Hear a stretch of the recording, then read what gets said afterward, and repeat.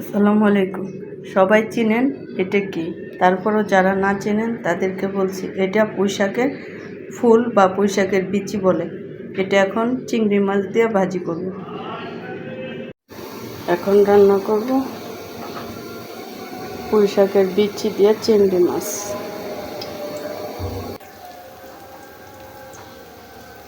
মরিচের গুঁড়ো, হলুদের গুঁড়ো, সামান্য আদা রসুন বাটা, স্বাদ অনুযায়ী লবণ,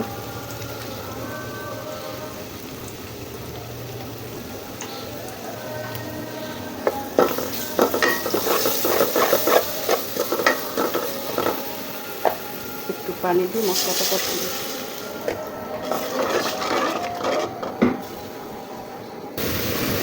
মশলা কষানো হয়ে গেছে। আর চিংড়ি মশলা দিয়ে দিই।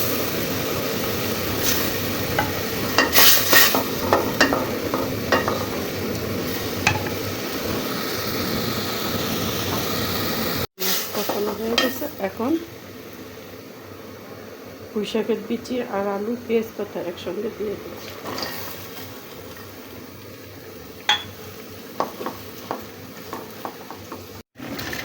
হয়ে গেছে চিংড়ি মাছ দিয়ে পুঁইশাকের বিচির তরকারি।